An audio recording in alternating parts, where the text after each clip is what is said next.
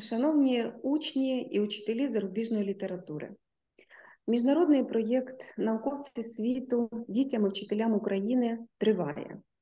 До нього вже долучилися вчені Німеччини, Японії, Франції та інших країн. А сьогодні ми запрошуємо вас у Швецію на зустріч із професоркою Стокгольмського університету і дружиною видатного шведського письменника Ульфа Старка Яніною Орлов. Швеція дуже підтримує Україну, зокрема українських дітей і вчителів.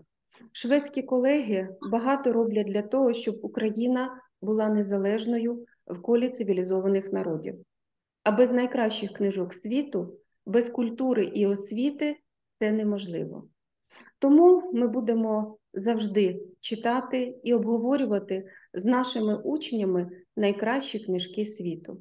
А науковці світу нам у цьому допоможуть.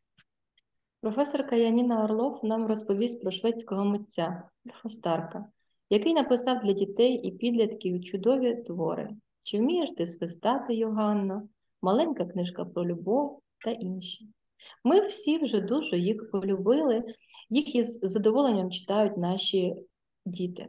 Тому давайте дізнаємося більше про цього письменника від його дружини, професорки Яніни Орлов.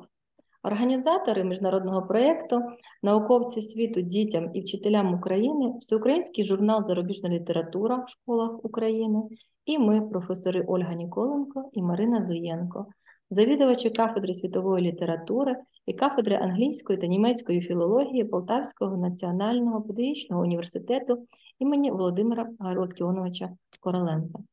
Наш проєкт буде тривати і надалі. Книжки дають нам духовну силу, а сила нам дуже потрібна для перемоги. Отже, надамо слово професорці Яніні Орлов, переклад здійснює Катерина Ніколенко. The floor is yours, Яніна. Thank you. Yes, I'm very happy to be here in your company, and I think it's just a miracle that we can speak with each other from Ukraine to Sweden and back and so on. And I thought I would start with saying some words about Ulf's background, because I know that you know his biography, but still I would like to add something. And then I'm going to lend his words, because I thought it's better that I read his lectures than I tell about him, because then you can feel his voice sort of coming through me. And I'm sure he's watching us up there somewhere right now. So Ulf Stark was born in 1944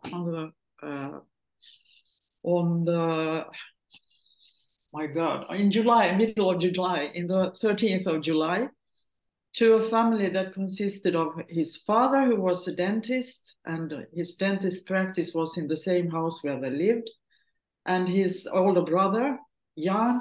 And I have to add this by now, that his brother Jan, actually, we buried him yesterday because he died 3 weeks ago. He was Ulf's brother. So I was at the funeral yesterday. But sort of it connects to us too, and I think it was very good to meet the Stark family, or the remains of the Stark family still. Yes. Sorry to hear. I forgot about the interpreter. Yeah, and we have to translate. Yes. So. Yes. So if I can ask you to stop maybe after a couple of sentences, I'll and try. then we can translate, thought by thought. Yes. Okay, but I'm going to just briefly translate what you said right now into Ukrainian. Дорогі слухачі, для мене велике щастя бути з вами сьогодні, і я думаю, це велике чудо і чудова можливість, що ми можемо сьогодні із вами спілкуватися в Україні і в Швеції і говорити про книжки і літературу. Спочатку я хотіла б розказати вам про Ульфа Старка, про його життя, щоб ви трішки зрозуміли про нього і про його родину. Ульф Старк народився у 1944 році, і його родина складалася із його батька, який був стоматологом, його брата Яна. Я маю згадати, що його брата Яна ми, на жаль, вчора поховали, він нещодавно помер. І це таке сумне нагадування для нас про те, що смерть поруч із нами. Це була дуже сумна подія, але я рада з того, що я можу сьогодні говорити з вами про Ульфа Старка. Okay. And the family lived in a suburb south of Stockholm, and the suburb was is called Stureby. And at the time, it consisted mostly of detached houses, and the people living in Stureby were quite wealthy. Його родина жила у південному передмісті Стокгольма, яке називалося Сторебі. І в цьому передмісті були переважно приватні будинки. Люди, які там жили, були дуже багатими. And it was at the times in the 40s and the 1950s, it was a very safe place because there weren't very many cars. So the children could play in the streets, and there was a lot of nature around this suburb. У 1940-х і 50-х роках це був дуже гарний район для дітей, тому що там було небагато машин, там всюди була природа.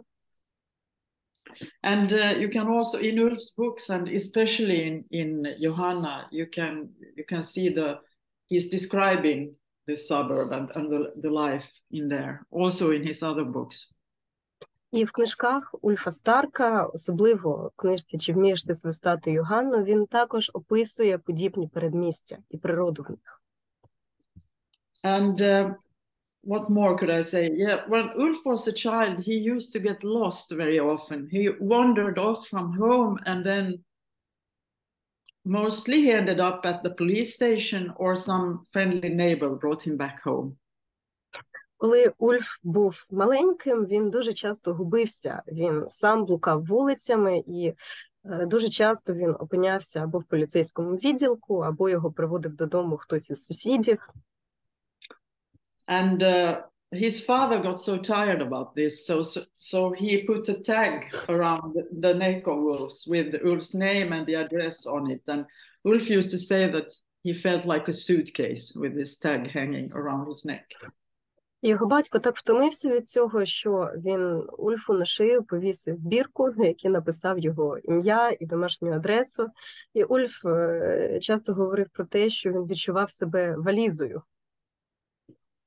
And then when he got older, he used to skip school and go to the city library instead.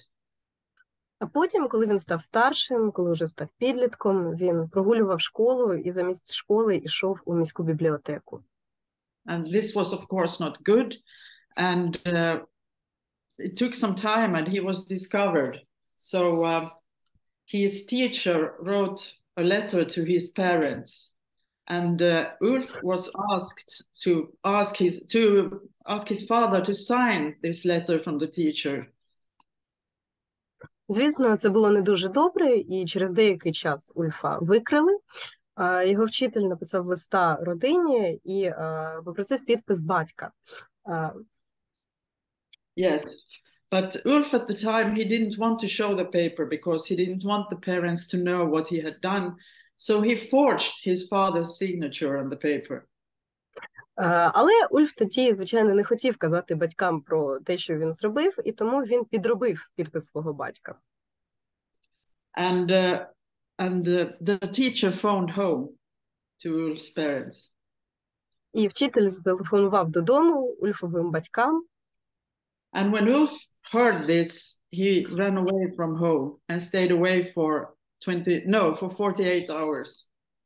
І коли Ульф це почув, він втік із дому, і його не було вдома 48 годин. Of course, his parents, they were very worried, but the story ended well, and there was a friendly woman who brought him back home again. І, звичайно, батьки Ульфа дуже сильно хвилювалися, але все закінчилося добре, і добра жінка знайшла Ульфа і привела його додому. But now I think it's time to give the word to Ulf, because I'm going to read some excerpts from one of his lectures, which was called How Books Made Me a Good Citizen in Society, or Did They? Але зараз, я думаю, час надати слово самому письменникові. Я зачитаю вам уривок із його лекції, яка називається «Як книжки зробили мене гарним громадянином суспільства». Чи правда це, чи ні? So now it's Ulf talking, not me. My childhood home was simply prototypical when it came to methods of reading promotions. If you do not read a good book, you will turn into an idiot, my father said. Дім, де я виріс, був просто ідеальним зразком того середовища, де відбувається реклама читання. Якщо ти не читаєш хороших книжок, ти перетворишся на ідіота, сказав мій батько. My father's library was located on the ground floor, and most of its contents had been bought per kilo in second-hand bookstores. Його бібліотека розташовувалася на першому поверсі, і більшість книжок, які були в цій бібліотеці, він купував на вагу у магазинах, які продавали вживані книжки. And there you could find half-bound editions of Burroughs' immortal Tarzan books, classics from different countries, tables of logarithms, and the female sexuality in 3 volumes in German with pictures. І на його полицях можна було знайти безсмертні книжки Берроуза про Тарзана, класичні твори з різних країн світу, таблиці логарифмів і книжку «Жіноча сексуальність» у 3 томах німецькою мовою з ілюстраціями. When I had reached the proper age, I used to study the last mentioned volumes while my mother and father were taking bracing Sunday walks. І коли я став трішки старшим, я читав цю останню книжку, коли мої батьки гуляли. So my father's library was the perfect library for the young and the old. Тому бібліотека мого батька була ідеальною бібліотекою і для молодих, і для старих. Every evening, when my brother and I had brushed our teeth and gone to bed, our mother read to us, and our nursery was inhabited with angry goblins, fire-breathing dragons, pilots from the Royal Air Force, princesses, pigs, and well-dressed elephants from Celesteville. І кожного вечора, коли ми з братом почистили зуби і йшли вкладатися спати, наша мама читала нам. І наша дитяча кімната, в ній починали жити злі гобліни, вогнедишні дракони, пілоти із королівських повітряних сил, принцеси, свині і добре вдягнуті слони із Селестевіля. She always opened these evening sessions with a dramatic flair, and she asked, "Maybe you don't want me to read anything tonight?" Вона завжди починала ці вечори драматично. Вона завжди спочатку запитувала: «Може, ви не хочете, щоб я вам сьогодні читала?» Because you do look a bit tired. Тому що якось, мені здається, ви втомилися. Well, if you don't read to us, we will never go to sleep, we said. Oh, well, just for a while then. А ми відповідали: якщо ти не будеш нам читати, ми ніколи не заснемо. Добре, казала мама, тоді я вам трішки почитаю. And she started to read, and she read until her voice broke, and then she left. І вона починала читати, і читала доти, поки в неї не починав хрипнути голос, і потім вона йшла. But what stayed in our young minds was an early imprint of the structure of fairy tale and story that helps us to understand other stories and enables us to create something similar of our own, since we know what the strange land of imagination looks like. Але що залишилося у нас в головах, це було раннє враження від структури казки, структури історії, історії, які допомагали нам створювати щось власне, оскільки ми тепер уже знали, як виглядає країна уяви. I don't think my father had counted on that last bit, because his view was that reading only served a pedagogical purpose. Я не думаю, що мій тато на це розраховував, тому що з його точки зору читання виконувало суто педагогічну функцію. A good book taught us a rich and varied language, since it had every comma in its right place, a sound moral influence on our young minds, and was all the better if it contained some useful facts of a geographical, historical, or similar nature. Хороша книжка мала навчати нас гарній, багатій і розмаїтій мові. В такій книжці кожна кома була на правильному місці. Звичайно, вона мала гарний моральний вплив. І ще краще було, якщо в цій книжці містилися якісь корисні, цікаві факти про географію, історію або щось подібне. Why is a good book good? I asked him once. Because it has what it takes, he said. And what is that? I asked. That which is right, true, and beautiful, he said, as if he was the reincarnated Swedish bishop Esaias Tegnér. Що робить хорошу книжку хорошою? Спитав я свого батька одного разу. Тому що в цій книжці є те, що потрібно, відповів він. А що? Що потрібно? Те, що є правильним, правдивим і красивим, сказав він, як ніби він був реінкарнацією шведського єпископа Есаяса Тегнера. I think I'll start with the beautiful, I said. From previous experience, I knew that his opinion about the right and the true was rather stuffy. So I went off and fetched myself a picture book. Я думаю, я почну із красивого, сказав я. З попереднього досвіду я знав, що думка мого батька про правильне і про правдиве, вона така доволі нудна. Тому я пішов і взяв собі книжку з малюнками. This was before I began school. I was at that time a very fluent reader. I have never read better. Це було ще до того, як я пішов в школу. Я тоді дуже гарно і швидко читав. Я ніколи не читав так добре, як тоді. And then he read, and there is the dog, I read. It is black and white. Oh, it's so tired and so hungry. And its coat is all tangled and dirty because the person who used to own it is all dead and buried in the ground. And now it has been walking for days because it has to find someone new who can take care of it and give it food. But it's so dirty and skinny that nobody wants it. Everyone kicks it and shouts. Я читав. Ось пес. Він чорний і білий. Він такий втомлений і голодний. У нього хутро таке сплутане і брудне, тому що людина, яка була його власником, зараз мертва і лежить у землі. І він блукає вже багато днів, тому що йому треба знайти когось нового, хто може піклуватися про нього і годувати його. Але пес такий худий і брудний, що ніхто не хоче його брати. Всі його б'ють і кричать на нього. My eyes filled with tears when I read the last bit. I hadn't noticed my mother coming over. What is that awful book you are reading? She asked. Мої очі сповнилися сліз, коли я читав цей останній фрагмент. І я не помітив, як підійшла мама. Що це за жахливу книжку ти читаєш? Спитала вона. The poor dog, I said. She bent over and peered into the book. But my dear boy, she said, don't you see there is no dog in the picture, only a swineherd, 3 pigs, a couple of ladies in waiting and a princess. Книжку «Бідний собака», сказав я. Вона нахилилася, подивилася в мою книжку.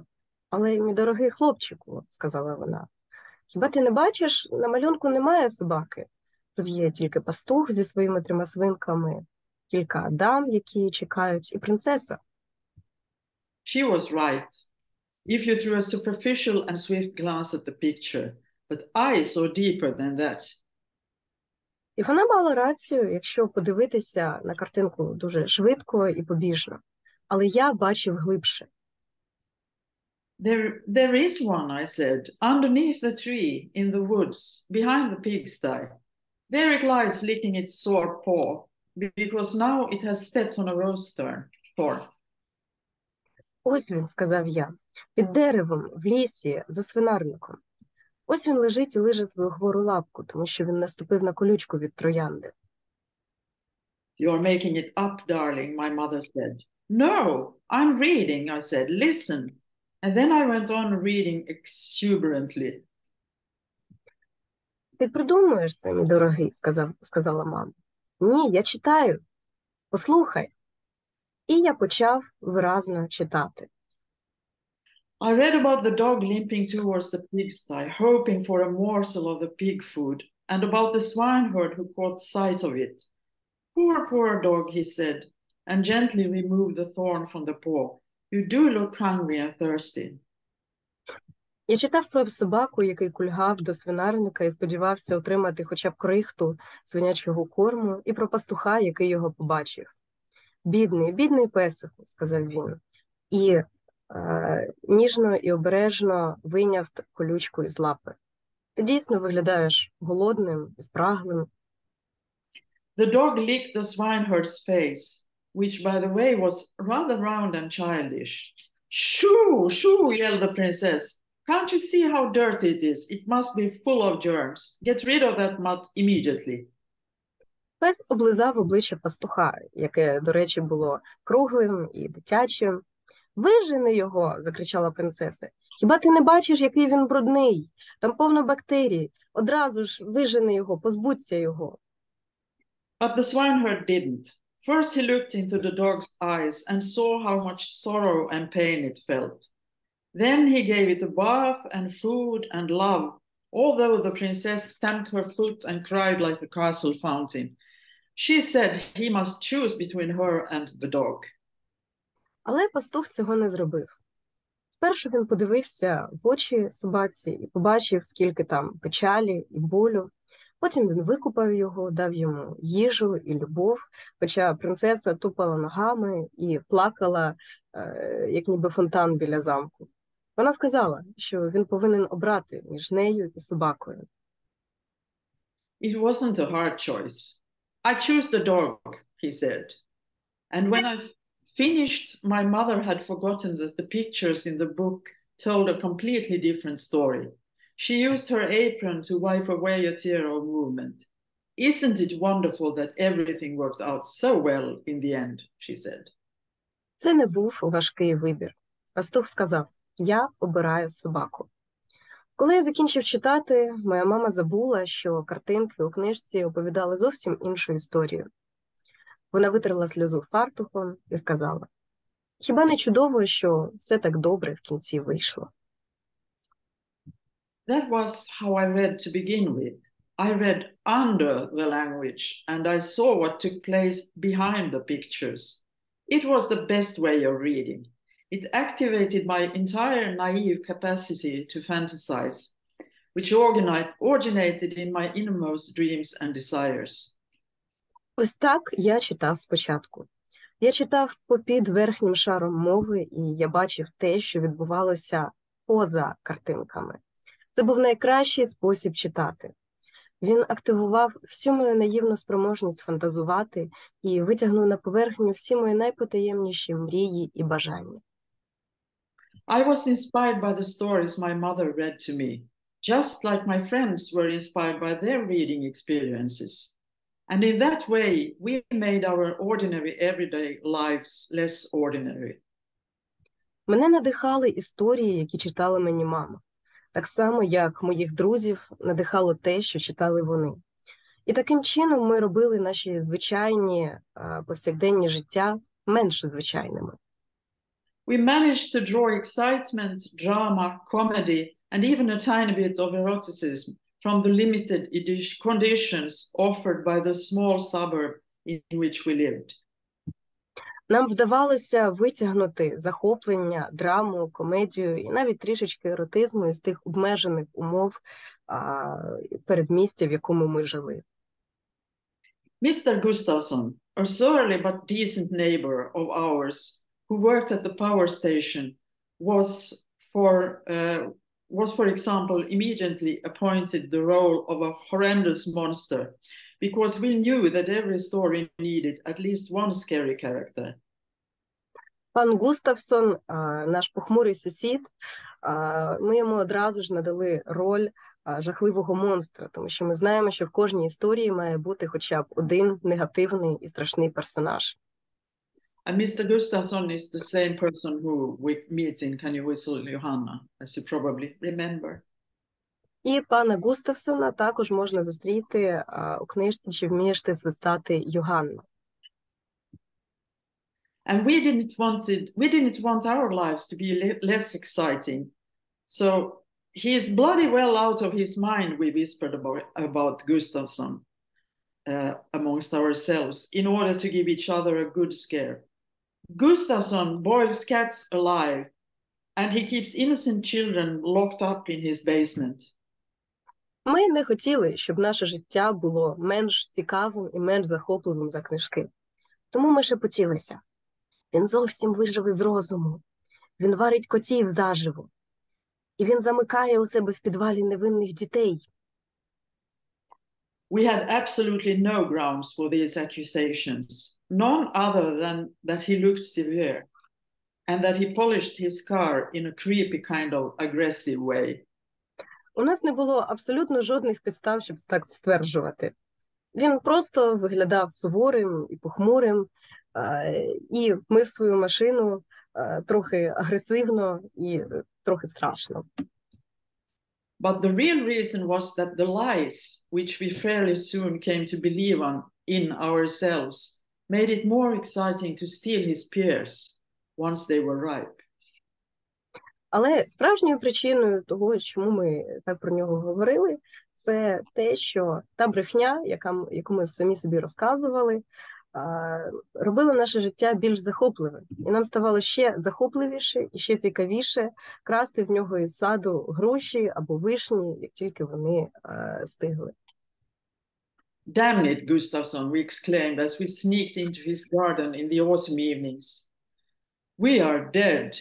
And then we shivered from the pleasant sense of fear caused by our own imagination. Ай тобі грець, Густавсон, вигукували ми, пробираючись до нього в сад осінніми вечорами. Нам кінець, ми будемо мертві. Тоді ми тремтіли від приємного відчуття страху, що було спричинене нашою власною уявою. But one evening, the worst possible thing happened. We heard the gate creak behind our backs, and there was Gustafsson holding a pickaxe. So it is you, he said in a calm and nasty voice. Ulf, Claes-Göran, Bertil, and the restaurant keeper's son. Але одного вечора сталося найстрашніше. Ми почули, як позаду нас скриплять ворота, і там стояв Густавссон із сокирою. «Тож це ви», – сказав він спокійним і неприємним голосом. Ульф, Claes-Göran, Bertil і син власника ресторану. Yes, we mumbled, kissing our short lives goodbye. Well, he said, yeah. Так, промурмотіли ми, уже прощаючись із нашим життям. Well, he said, you see, all I wanted to say is that you're welcome to take as many pears as you can carry. I have too many as it is, but please be careful with the branches. Well, that's all. Good night, lads. Що ж, сказав він. Бачите, все, що я хотів вам сказати, це те, що ви можете брати стільки груш, скільки зможете винести. У мене і так їх забагато. Але, будь ласка, обережно з гілками. Це все. На добраніч. And he left, and we never went back, because he had crushed and boiled our dreams. He had ruthlessly stepped out of the part we had assigned him to play. What are we going to do now? Berat signed. І він пішов, а ми ніколи вже не поверталися в той сад. Він зруйнував наші мрії. Він безжально вийшов із тої ролі, яку ми йому приписали. Що ж ми тепер будемо робити? Зітхнув Берра. And then I jump a little bit here, but I continue with on the next page with the stop, my father said. Do you have it there? I'm trying to find it here. Yeah. It's after stop, my father said, your imagination is running away with you. I don't think so. No. So how does it continue? Because what have I learned from reading, maybe? Yes, what have I learned from reading? Great. I have so many marks here, so I don't know which one is the actual Oh, it's one. okay. Okay, great. What have I learned from reading? Reading has made my life richer and more exciting. But to begin with, it didn't go very well. That is, when I had to take the step from pretending to read to actual reading. Чого я навчився від читання? Читання зробило моє життя багатшим і більш захопливим. Але спочатку все йшло не так добре. Зокрема, в той момент, коли мені треба було зробити крок від того, як я прикидався, що читаю, і до справжнього читання. Suddenly I realized that I couldn't read at all in the way I was supposed to, and that it was a difficult and boring task to learn how to read in the right way. Раптом я зрозумів, що я зовсім не вмію читати так, як треба, і що це було складне і нудне завдання навчитися читати правильно. Why do I have to learn to read? I asked my first teacher. If you cannot think of a better reason, do it for my sake, she said. Чому мені треба вчитися, як читати? Я запитав свою першу вчительку. Якщо ти не можеш придумати кращої причини, то зроби це для мене, відповіла вона. And I did. I made an effort because she was worth it. She was young and good-looking and smelled of wild strawberries. I gave her a kiss once when she helped tie my shoelaces during a break. But just when we were about to begin with the letter B, she said she'd had to leave. І я вчився читати заради неї. Я дійсно старався, тому що вона була цього варта. Вона була молодою і гарною, і пахла дикою полуницею. Я одного разу її поцілував, коли вона допомагала мені зав'язувати шнурки під час перерви. Але коли ми вже мали починати вчити літеру Б, вона сказала нам, що вона має піти. Why? We shouted. Because I'm having a baby, she said. Who from? Bengt Erik said. From my husband, she said. His name is Nisse. Damn you, Nisse, I said.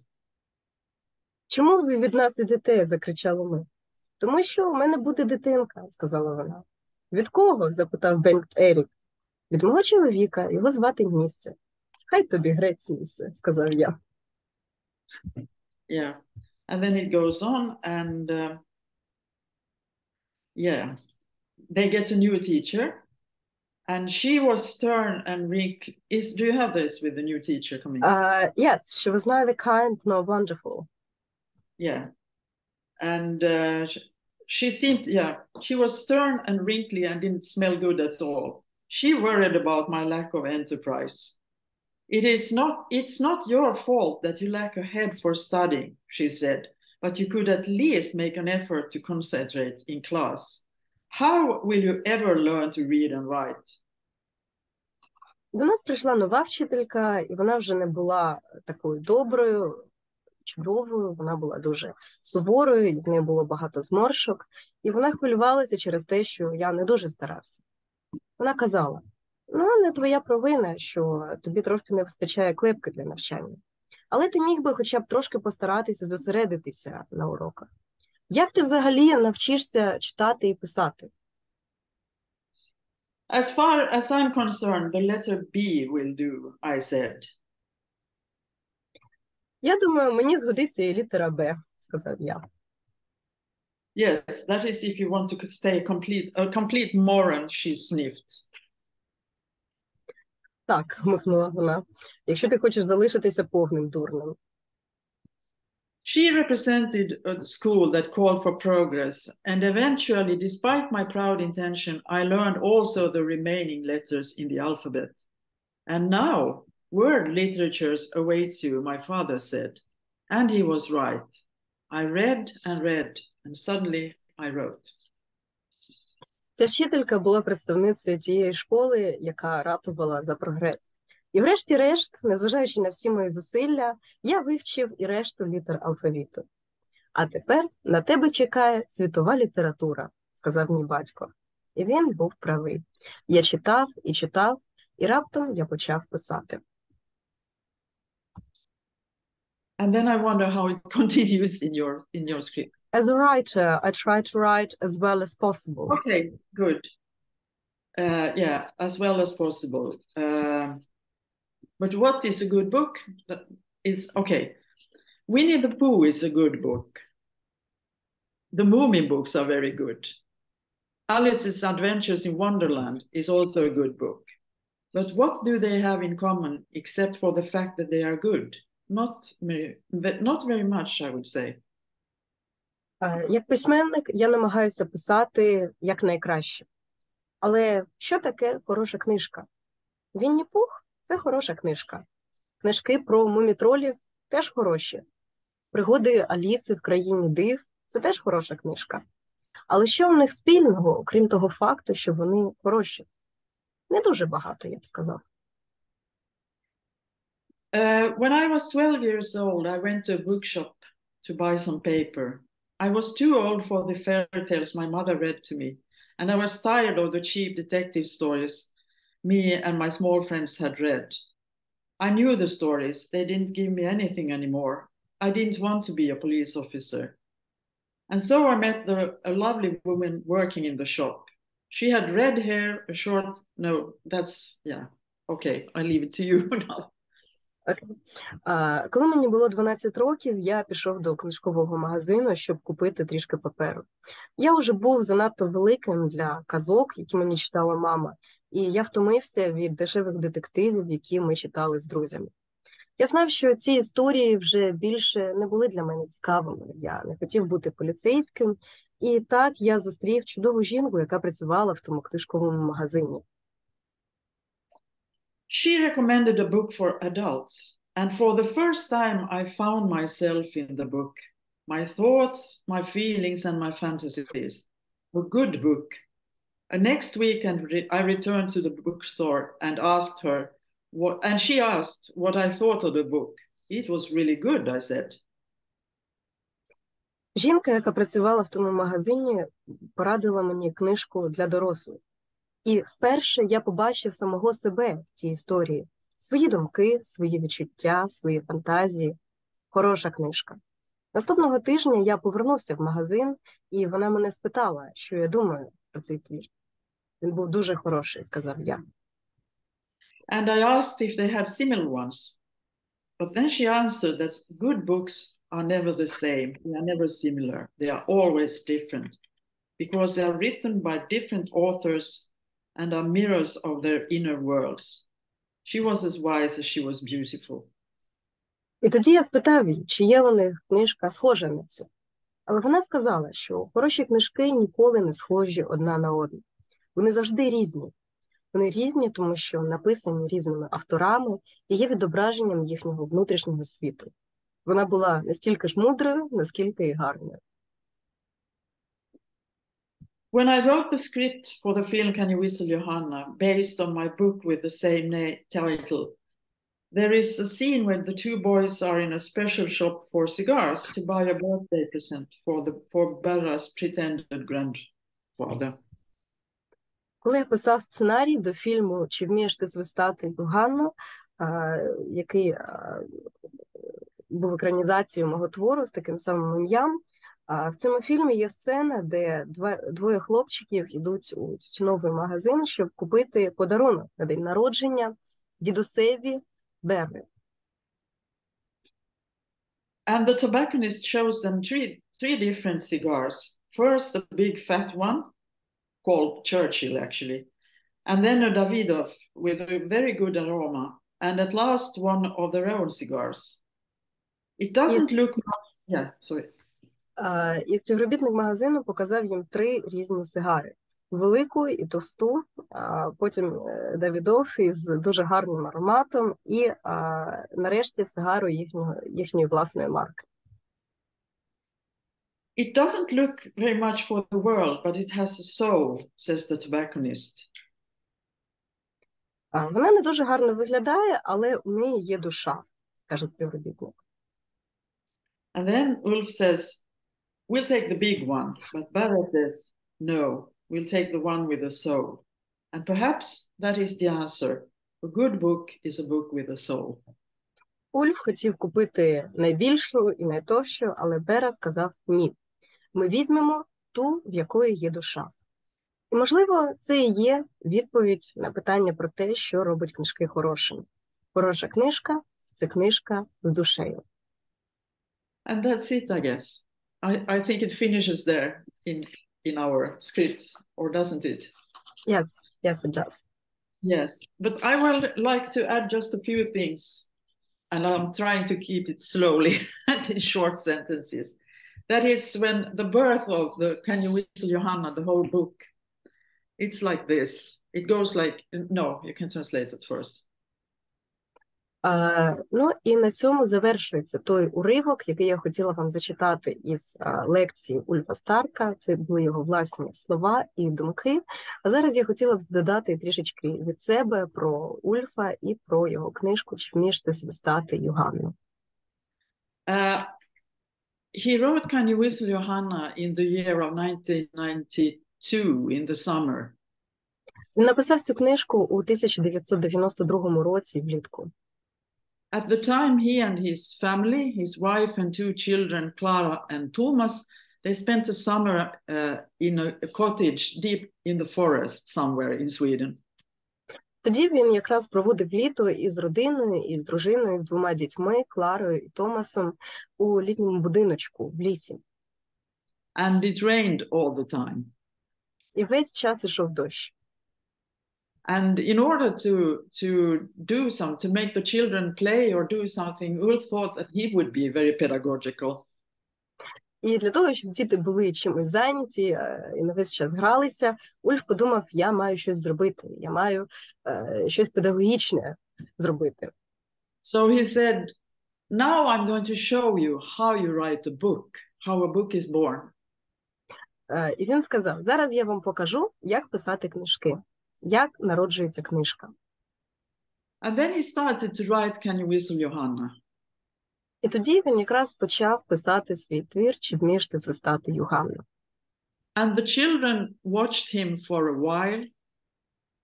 Діти якийсь час за ним спостерігали. But then the sun suddenly turned up in the sky. Але потім з'явилося сонце. And they left the room and didn't care about the book. And so he was left alone with his work. Вони вибігли з кімнати і більше не поверталися, і Ульф залишився наодинці зі своєю книжкою. And once he had begun writing it, he also felt that he had to finish it. І коли він почав її писати, то вже відчував, що має закінчити. And so that's how Can You Whistle Johanna was born. But the title is quite funny. I know I told about this earlier on, about the title of Johanna. Але назва цієї книжки дуже цікава. Я раніше розповідала про назву цього твору. But because in the beginning, when he was thinking about the title, what it should be for the book, he thought that it would be looking for a grandfather or something like that. Спочатку він думав, що заголовок має бути іншим, щось на зразок «У пошуках дідуся». But he had a good friend who was a film producer and who also was a member of this, or was active in this production of the film. And he said, why don't you call it Can You Whistle Johanna? Because you have the tune playing through the film, so, and in the book as well. Але в нього був дуже гарний друг, який займався продюсуванням фільмів, і друг йому сказав, чому б тобі не винести перший рядок цієї пісні, «Чи вмієш ти свистати, Йоганно?», у заголовок твору, тому що ця пісня гратиме впродовж фільму, тому це могло б поєднати книжку і фільм. And so it was named Can You Whistle Johanna? And later on, when Ulf was often asked, when he was performing in different places, that he was asked, which is your favorite book of all the books you have written? And he almost always, normally he said that, well, it's the latest one I've written, but he often came back to Johanna and said, he said that, I guess Johanna is my favorite of all my books I've written. І згодом, коли Ульф виступав у різних місцях, його запитували, яка ваша найулюбленіша книжка з всіх, що ви написали? Він зазвичай відповідав, що остання книжка, яку я написав. Але дуже часто він повертався до Йоганни і часто згадував про те, що Йоганна – це була його найулюбленіша книжка. And that's all that I have to say. I think you're great. You're marvelous interpreter. Thank you. Thank you for being with us and for sharing your thoughts and Ulf's words with us today. Yeah, but and thank you. Thank you for having. It's Thank you for speaking to us. Thank you. Thank you for interesting lecture. Thank you for supporting of Ukraine and Ukrainian children and teachers. Thank you so much. Thank you. It's a pleasure, and anytime I'm praying for Ukraine every night. So I think I'm speechless. I don't know what to say, but you have my full support, of course. Thank you very much. It's a great honor for us, Professor Yaніна Орлов, to cooperate with you and to have such a warm meetings and your whole support and such interesting and deep story that is behind the book that our children read. Thank you very much. Thank you, and do let me know if there's something I can do, anything, if I can help in some way. Good. Take care. Take care. Thank you. Have a good day. Have a good day.